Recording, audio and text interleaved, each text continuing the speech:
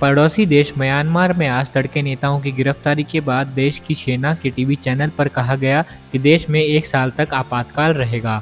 Myanmar की राजधानी नेपिटाव और मुख्य शहर यंगून में सड़कों पर सैनिक मौजूद हैं। म्यांमार में सरकार और सेना के बीच नवंबर में हुए चुनाव के नतीजों को लेकर बीते कुछ समय से तनाव था। चुनाव में सूची की party national league for democracy party ने भारी अंतर से जीत हासिल की थी, लेकिन सेना का दावा है कि चुनाव में धोखाधड़ी हुई। भारत के विदेश मंत्रालय ने म्यांमार की स्थिति पर गहरी चिंता जताते हुए कहा है कि वो स्थिति पर नजर रख रहे हैं।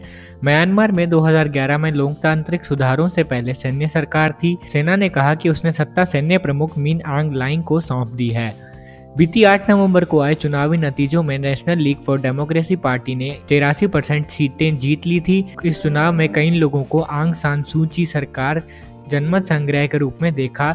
साल 2011 में सैन्य शासन खत्म होने के बाद ये दूसरा चुनाव था।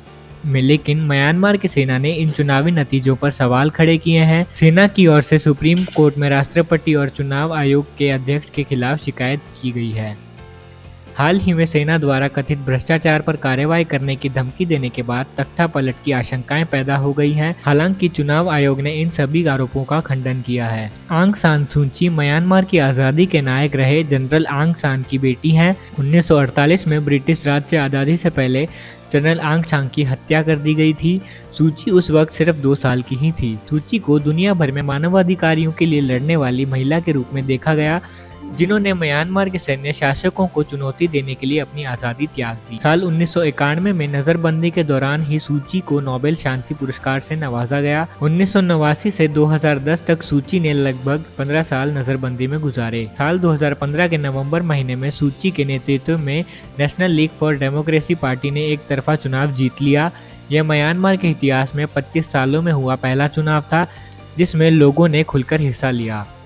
म्यांमार का संविधान उन्हें राष्ट्रपति बनने से रोकता है क्योंकि उनके बच्चे विदेशी नागरिक हैं, लेकिन 75 वर्षीय सूची को म्यांमार की सर्वोच्च नेता के रूप में देखा जाता है। म्यांमार की स्टेट काउंसलर बनने के बाद आंग सान सू की ने म्यांमार के अल्पसंख्यक रोहिंग्या मुसलमानों के बारे में जो रवैया अपनाया उसकी काफी आलोचना हुई। साल 2017 में रखाइन प्रांत में पुलिस की कार्रवाई से बचने के लिए लाखों रोहिंग्या मुसलमानों ने पड़ोसी देश बांग्लादेश में शरण ले ली। इसके बाद सूची के अंतर्राष्ट्रीय समर्थकों ने बलात्कार, हत्याएं और संभावित नरसंहार को रोकने के लिए ताकतवर सैन्य की निंदा नहीं की और न ही अत्याचारों को स्वीकार किया।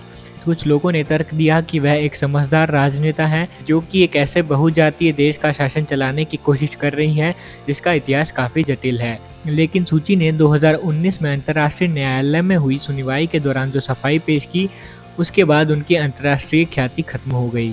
हालांकि म्यांमार में आंग सान सू की को द लेडी की उपाधि हासिल है और बहुसंख्यक बौद्ध आबादी में वह अभी भी लोकप्रिय है, लेकिन ये बहुसंख्यक समाज रोहिंग्या समाज के लिए बेहद सहानुभूति रखता है।